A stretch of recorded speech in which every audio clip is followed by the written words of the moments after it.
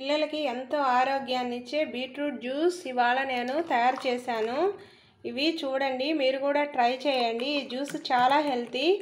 Only బీట్రూట్తో చేస్తే పిల్లలు తాగరు, అందుకని ఇందులో నేను వాల్నట్ అన్నీ వేసి ఇంగ్రీడియంట్స్ అన్నీ వేసి చేశాను. ఒకసారి మీరు ట్రై చేయండి ఈ జ్యూస్ని.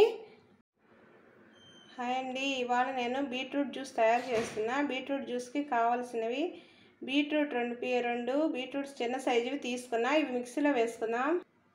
ఇవి ముందుగా మిక్సీలో వేసుకొని బాగా మెదిగించుకోవాలి. ఇలా మెదిగాక ఇందులో వాటర్ వేసుకొని ఇంకొకసారి తిప్పుకోవాలి బాగా మిక్సీని. ఇది మెదిగిపోయింది. దీన్ని మనం ఇప్పుడు వడపోసుకోవాలి. ఇప్పుడు మనం జ్యూస్ వడపోస్తున్నాను. ఈ పిప్ అంతా పోవాలండి, లోపల ఉండే రసం అంతా దిగిపోవాలి. అప్పుడు ఈ పిప్పిని తీసేసుకుందాం.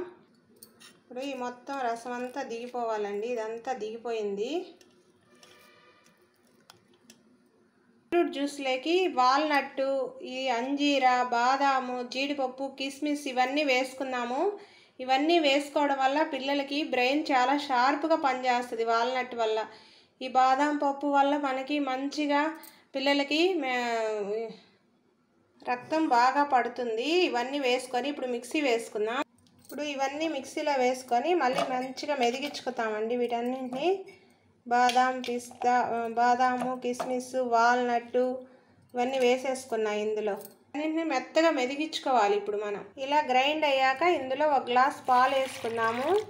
ఇందులోనే కొంచెం తేనె కూడా వేసుకుందామండి. షుగర్ కావాలి అనుకున్నోళ్ళు కొంచెం తీపి కోసం ఈ తేనె వేసుకోవచ్చు. 1 స్పూన్ సరిపోతుంది. ఇప్పుడు మళ్ళీ ఇంకోసారి గ్రైండ్ చేసి ఇది మెదిగిపోయింది కదా, ఇది ఆ బీట్రూట్ జ్యూస్లో కలుపుకుందాం మనం దీన్ని. బీట్రూట్ అనేది రక్తాన్ని బాగా శుద్ధి చేస్తుందండి. ఎవరైనా రక్తంలో కొంచెం ఇన్ఫెక్షన్ ఉన్నా అలాంటివి ఉన్నా కూడా బీట్రూట్ జ్యూస్ చేసుకుంటే తాగితే చాలా హెల్తీ రెసిపీ.